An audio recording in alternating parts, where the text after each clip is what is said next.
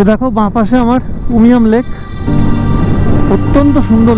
তো এখানে এসে একটা জিনিস দেখলাম, এরা সবাই গাড়ির চাকাতে মানে চাকাটা পুরো মডিফাই করে নেয়। উমিয়াম লেককে তোমাদের আরও একটু ভালো করে দেখিয়ে দিই। এই দেখো লেক, এখানে সব থেকে বড় আনারস যেটা ছিল বিশাল বড় সাইজ, মানে এই যে প্রায় এইরকম সাইজের থেকেও বড়, সব থেকে বড়। আমি আর পৌরবী দুজনে মিলে খেলাম। তো আমরা কামাখ্যা মায়ের মন্দিরে ঢুকে গেছি, কিন্তু আওয়াজ হচ্ছে, তোমরা ভয়েস নাও শুনতে পারো ঠিক মতো।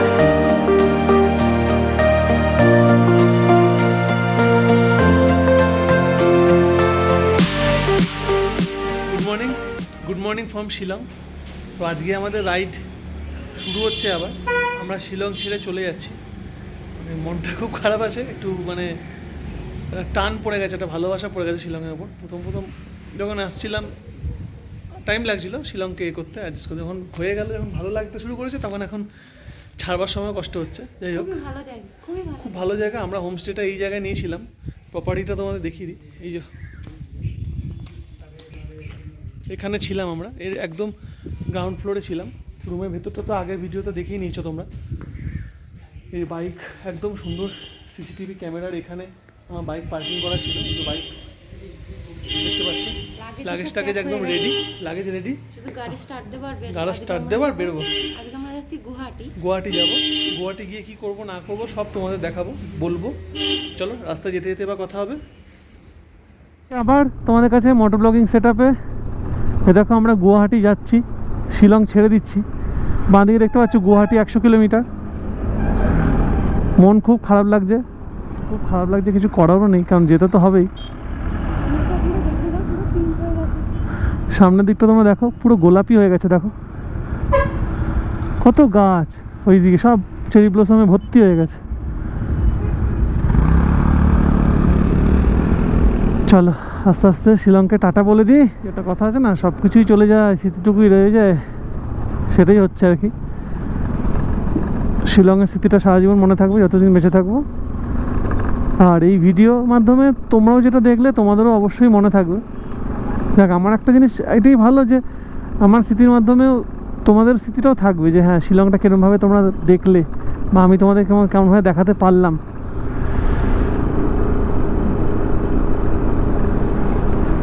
শিলং বলো, চেরাপুঞ্জি বলো, যেরকমভাবে তোমাদের দেখিয়েছি, তোমাদের যদি ভালো লেগে থাকে অবশ্যই কমেন্টস করে জানিও, ভালো লাগবে সেটা দেখলে। দেখো সেই চেরি ব্লসম গাছে দেখো, কালকে অনেক দেখিয়েছি, আজকেও দেখাচ্ছি। দেখো দেখো গোলাপি হয়ে আছে। তোমরা নিজেরাও দেখতে পাবে যখনই আমরা এটা শিলং ছেড়ে বেরিয়ে যাব, আর এই গাছ দেখতে পাবে না। দেখো শিলং জানাচ্ছে থ্যাঙ্কস, ভিজিট এগেন। হ্যাঁ একদম, এবার এলে মনসুনে আসবো। ওই যে উমিয়াম লেক, শিলং ঢোকবার সময় তোমাদের দেখিয়েছিলাম। যারা দেখোনি তারা মেঘালয় সিরিজের প্রথম এপিসোডটা দেখবে, তাহলেই বুঝতে পেরে যাবে। তো এখানে এসে একটা জিনিস দেখলাম, এরা সবাই গাড়ির চাকাতে মানে চাকাটা পুরো মডিফাই করে নেয়। হয়তো পাহাড়ে ঢালু রাস্তায় উঠবার জন্য, হয়তো গ্রিপিং সুবিধার জন্য, হয়তো। অল্টোতে দেখছি স্পোর্টস টায়ারের মতো টায়ার লাগানো। এখানে দেখো, এখানে ওয়াগানার যাচ্ছে সামনে। ওয়াগানারের চাকাগুলো কত চওড়া চওড়া দেখো। আমি নিজে অফিসে আমাদের স্যারেদের গাড়িতে চড়ে দেখেছি যে ওয়াগানারের চাকা কীরকম হয়, আমি দেখেওছি। এত চওড়া না, এরা প্রত্যেকে চাকাটাকে মডিফাই করে না। কারণ সত্যি কথা বলতে ওদের বাড়িঘর ধরে রাস্তা ফাস্তাগুলো অত্যন্ত স্টিপ, মানে স্টিপ বলতে রাস্তা ভালো কিন্তু অত্যন্ত উঁচু, প্রায় 65 ডিগ্রি 60 ডিগ্রি অ্যাঙ্গেলে ওদের উঠতে হয় গাড়ি নিয়ে। হয়তো ওই জন্য, হয়তো গ্রিপিংয়ের জন্যই হয়তো ওরকম করেছে। আর একটা জিনিস তোমাদের জানাবো, এখানে কিন্তু কোনো সিগন্যাল নেই। মানে রাজস্থানে যখন গেছিলাম ওখানে দেখেছিলাম কোনো সিগন্যাল নেই। একমাত্র মেন টাউন জয়পুরেই শুধু সিগন্যাল দেখেছিলাম, আর যোধপুরে দেখেছিলাম। আর বাকি কোনো রাজস্থানে আমি সিগন্যাল দেখতে পাইনি। মেঘালয় তো সেম জিনিস দেখলাম, কোনো সিগন্যালের লাইট নেই। মানে লাল নীল, এই লাল হলুদ সবুজ, এই লাইটের কোনো কনসেপ্ট নেই। পুলিশ দাঁড়িয়ে আছে বাঁশি নিয়ে, হাত দেখাচ্ছে দাঁড়াও, হাত দেখাচ্ছে চলে যাও, ডায়ে বাঁয়ে, ব্যাস এইটুকুই। আর কিন্তু কিচ্ছু দেখলাম না সিগন্যালের। ব্যাপারটা কিন্তু খুব ভালো। আর এখানে অকারণে কেউ কানের গোড়ায় হর্ন মারে না, কলকাতার মতো না যে পারলে ওপর দিয়ে চলে যায়। এত হর্ন মারে, বাপরে বাপ। এ দেখো বাঁ পাশে আমার উমিয়াম লেক, অত্যন্ত সুন্দর লেকটা, অত্যন্ত সুন্দর। আমরা এখানে ঢোকবার সময় তোমাদের উমিয়াম লেক দেখিয়েছিলাম। বাঁ পাশে পুরো লেকটা, ওই দেখো লেক, ওই যে চারদিকে লেক, দেখতে পাচ্ছ লেক। এখন হালকা ফগি হয়ে আছে, আসবার সময় পেয়েছিলাম, যাওয়ার সময় পাচ্ছি। হ্যাঁ হ্যাঁ, আসবার সময় পুরো নীল পেয়েছিলাম, এখন একটু ফগি হয়ে আছে। সকাল সকাল আরও একটু সব বেলা হলে হয়তো কেটে যাবে। তোমাদের শেষবারের মতো শিলংয়ের নাম করা উমিয়াম লেক দেখিয়ে দিচ্ছি। এই দেখো উমিয়াম লেক, অত্যন্ত বড়, অত্যন্ত। এটা তোমরা কেউ যদি ঘুরতে আসো এমনিই দেখাবে, তোমাদের অসুবিধা নেই। এই লেকটা, ওই দেখো লেকটা বিশাল বড়, বিশাল বড়।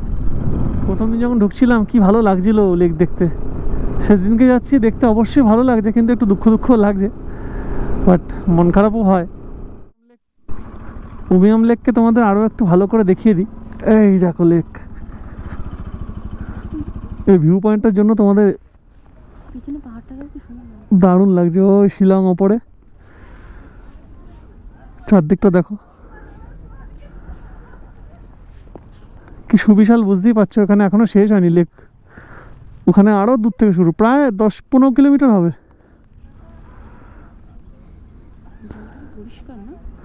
জলটা খুবই পরিষ্কার। এখানে আবার নিচে কিছু মানে করে হচ্ছে মানে টুরিস্টদের জন্য। কি দারুণ দেখো লেকটা। চলো আস্তে আস্তে এগোই। গুয়াহাটি, সবাই ছবি তুলতে ব্যস্ত। সত্যি যারা ছবি তোলার মতোই জায়গা। টাটা উমিয়াম লেক,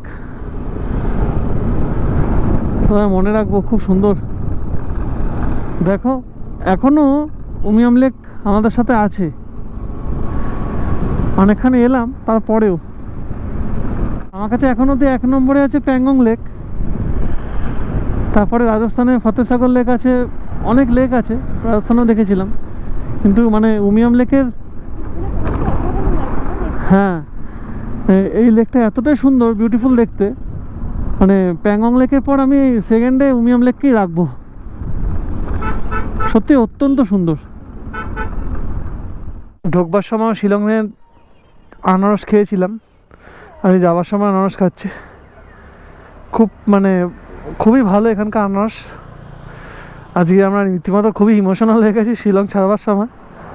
অরুণাচল ছাড়বার সময় অতটা হয়নি, তার কারণ অরুণাচল ছাড়বার সময় ভাবছিলাম মেঘালয় যাব, নতুন কিছু এক্সপ্লোর করব, দেখবো। তো শিলং ছাড়বার সময় একটু বেশি হচ্ছে। যাই হোক, যেটা হবার হবে। তো এই দোকানে আনারস খেলাম, বিশ্বাস করবে না, এখানে সব থেকে বড় আনারস যেটা ছিল, বিশাল বড় সাইজ, মানে এই যে প্রায় এইরকম সাইজের থেকেও বড়, সব থেকে বড়। আমি আর পৌলবী দুজনে মিলে খেলাম। আমাদের ব্রেকফাস্ট হয়নি, খুব খিদে পাচ্ছিল। এখন না খেয়ে নড়তে পারছি না, মানে এতটাই পেট ভরে গেছে। আর মানে একটা কামড় মারলে এত রস মুখ দিয়ে উপচে পড়ছে, মানে জামা জ্যাকেটে হাতে পড়ে যাচ্ছে, এত দারুণ খেলাম। মেঘালয় এলে অবশ্যই আনারসটা ট্রাই করো। এখানে আমাদের দিকেগুলো অতটা ভালো না, পানসা, আর রস কম, অত রসও নেই।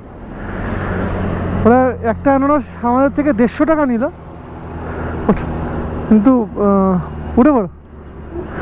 কিন্তু ওই ছোটোগুলো, একটু ছোটো যেগুলো আছে সেগুলো 100 টাকা, আর ওই বড়োগুলো 150 টাকা। যাই হোক, এই জায়গায় হ্যাঁ অনেকটা মোটা, অনেকটা অনেকটা অনেকটা বেশ মজা পেলাম। শিলংয়ে ঢোকবার সময়ও আনারস খেয়ে ঢুকেছিলাম, বেরোনোর সময়ও আনারস খেয়েই বেরোলাম। এটাই খুব ভালো লাগলো। এখনও একটু একটু পাহাড় আমাদের কাছে আছে, আস্তে আস্তে চলে যাবে। আর ঠিক আছে, আবার আসবো, কি আছে। গুয়াহাটিতে এসে যেতে প্রায় 8 কিলোমিটার মতন বাকি আছে। বেশি দূর নয়, শিলং থেকে গুয়াহাটি প্রায় ওই 102 কিলোমিটার মতন ছিল। গুয়াহাটিতে আমরা এসে গেছি, হোমস্টেতেও এসে গেছি।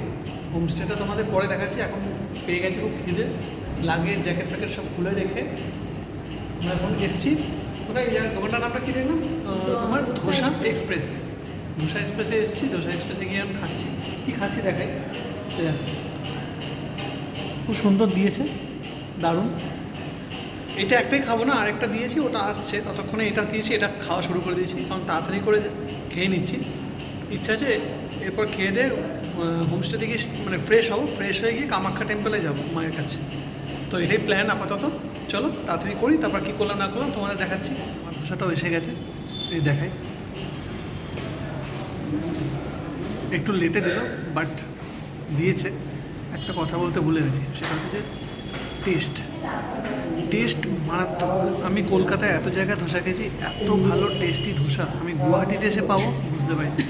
এই জন্যই বলে বাড়িতে বসে থেকে লাভ নেই, ঘুরতে বেরো, অনেক কিছু এক্সপ্লোর করতে পারবে। তোমার বিশ্বাস করবে না, আমি বাড়িয়ে বলছি না, এত সুন্দর খেতে না ধোসাটা, মারাত্মক, মানে মাইন্ড ব্লোয়িং। এই ধোসাটা শেষ, এবার এটা খাবো। হ্যাঁ, সবথেকে বড় কথা, পল্লবী কিন্তু ধোসা খায় না, ওর থেকেও শোনো কেমন। খুবই সুন্দর করেছে, খুব ভালো লাগছে। আমি কোনোদিনও খাই না, এই নিয়ে আমার সেকেন্ড টাইম ধোসা খাওয়া। তো দেখো, এখন আমরা কামাখ্যা মন্দিরের দিকে প্রায় চলেই এসেছি, আর 2 কিলোমিটার মতো। আজকে আমরা গোপ্রো নিয়ে আসিনি, কেন মন্দিরে শুনেছি ভিডিও করা যায় না, শুধু ফোন দিয়েই। এই জন্য আজকে তোমাদের মায়ের দর্শন করাবো। এই দিকতে দেখো গুয়াহাটির কিছুটা ভাগ আমরা দেখতে পাচ্ছি। দেখতেই হট করে পাহাড়ের উপর উঠে গেছে মায়ের মন্দিরটা। রাস্তা খুবই ভালো, কোনো অসুবিধা নেই। এখন প্রায় 3টে বাজে। আমরা যেই টাইমে ঢুকেছিলাম গুয়াহাটিতে তখন মায়ের মন্দির বন্ধ, মানে 12টা নাগাদ ঢুকেছিলাম। তো হোটেলে ঢুকে মানে হোমস্টেতে ঢুকে খাওয়া দাওয়া করেছি, বলতে ধোসা খেয়েছি, তোমাদের তো দেখালামই। তারপরে স্নান করে সব ফ্রেশ করে ধোয়া জামা কাপড় পরে তো মায়ের মন্দিরের উদ্দেশ্যে আমরা আবার বেরিয়ে পড়লাম। তো চলো মায়ের মন্দিরের যদি কিছু ভিডিও দেখাতে পারি নিশ্চয়ই তোমাদের সাথে শেয়ার করব। তোমাদের উপর থেকে অনেক ভিউ পয়েন্ট দেখিয়েছি, মেঘালয় দেখিয়েছি, অরুণাচল দেখিয়েছি। তো এখান থেকে দেখাচ্ছি হচ্ছে মা কামাখ্যা টেম্পলের এখান থেকে ভিউ পয়েন্ট দেখাচ্ছি গুয়াহাটি শহরের। দেখো চারদিকটা, পেছনে দেখো অনেক পাহাড় আছে আসামে, মানে আমি শুনেছিলাম বাট দেখছি নিজের চোখে প্রথম।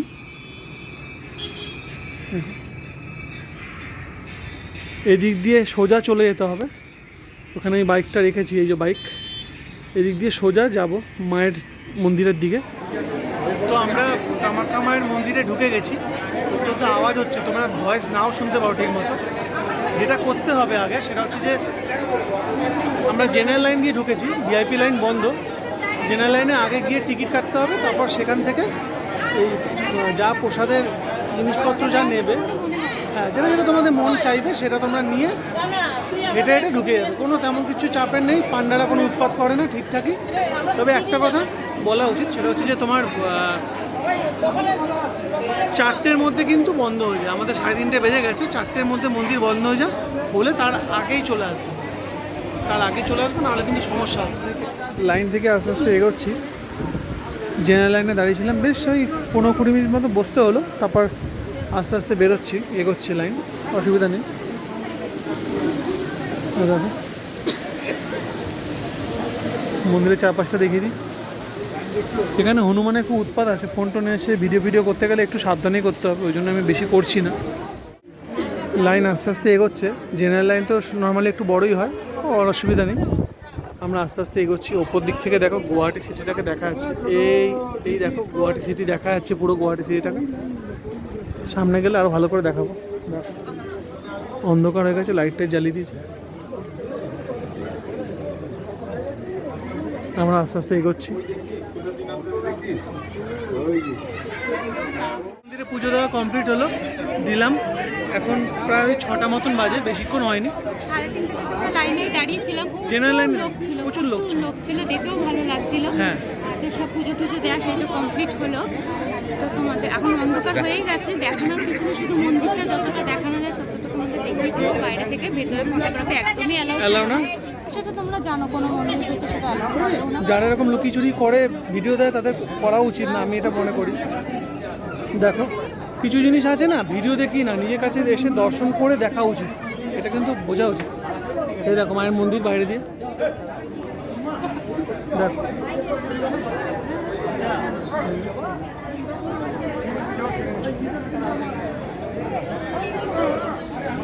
দেখেছো। চলো আমরা আস্তে আস্তে এখান দিয়ে বেরিয়ে যাবো, বেরিয়ে হোমস্টের দিকেই যাবো। আর এখন কোনো কাজ নেই, এখন ডাইরেক্ট হোমস্টের দিকেই যাবো। সবথেকে বড় আজকে যেটা আজকে আমাদের মানে কি বলবো, আজকে আমাদের ট্রিপের লাস্ট ডে, সব থেকে গুরুত্বপূর্ণ কাজ আজকেই ছিল। আজকে শেষ দিনকেই সব থেকে বড় গুরুত্বপূর্ণ কাজটা ছিল, আজকে হলো। আজকে তোমাদের বলছি মন থেকে যে খুব শান্তি পেলাম আজকে। আজকে মানে আমরা ট্রিপের শুরুতে বুমলা পাস হোক বা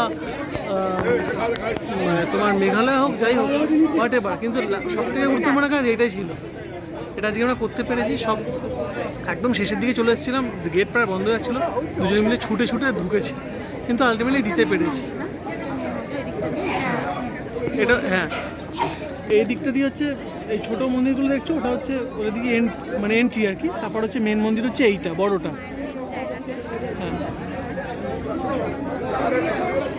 চলো এরপরে কি করলাম না করলাম মন্দিরগুলো একটু মন্দিরের চারিদিকে একটু পরিক্রমা মানে দর্শন করে তারপরে আমরা এখান থেকে বেরিয়ে যাবো একদম।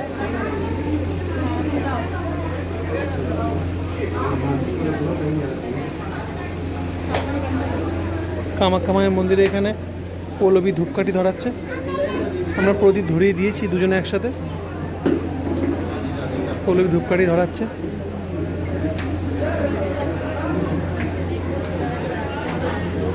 তোমাদের বলে বোঝাতে পারবো না আমরা কি শান্তি পেলাম এখানে পুজো দিতে পেরে। এত দূর এসেছি, এত কিছু করেছি।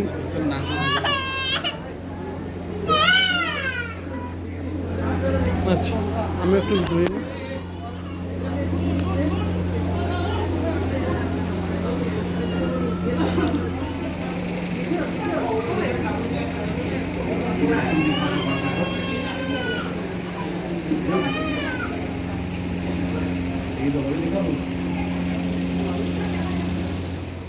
মন্দির থেকে এসে এখানে লোকাল দোকান থেকে ভেজ থালি অর্ডার দিয়ে ডিনার করে নিয়েছি।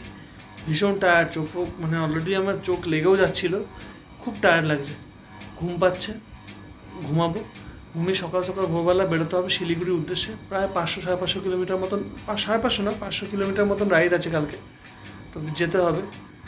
বুঝতে পারছো, আস্তে আস্তে ফেরার দিকে কী বলো তো, শরীরটা না আরও ছাড়তে থাকে। আর সমতল ভূমিতে গরম যেহেতু বেশি, যে শরীর থেকে যেহেতু ঘাম বেরিয়ে যায়, শরীর বেশি তাড়াতাড়ি টায়ার্ড হয়ে যায়, ডিহাইড্রেটও হতে শুরু করে। পাহাড়ে কিন্তু সেই সমস্যাটা হচ্ছিল না, নিচে নামা মাত্রই শুরু হয়ে গেছে। কিন্তু এখানে ওয়েদার এখন অবধি ঠিকঠাক, কোনো অসুবিধা নেই। দিনের বেলা খুব গরম লাগছিল। তো আজকে ভিডিও আর বাড়াবো না, এখানে শেষ করছি। আজকে ভিডিওতে আমরা যা করলাম কেমন লাগলো তোমাদের অবশ্যই কমেন্টস করে জানিও।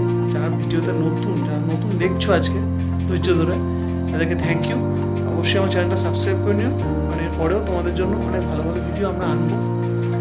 তো যদি ভালো লেগে থাকে অবশ্যই একটা লাইক বাটনও প্রেস করে দিও।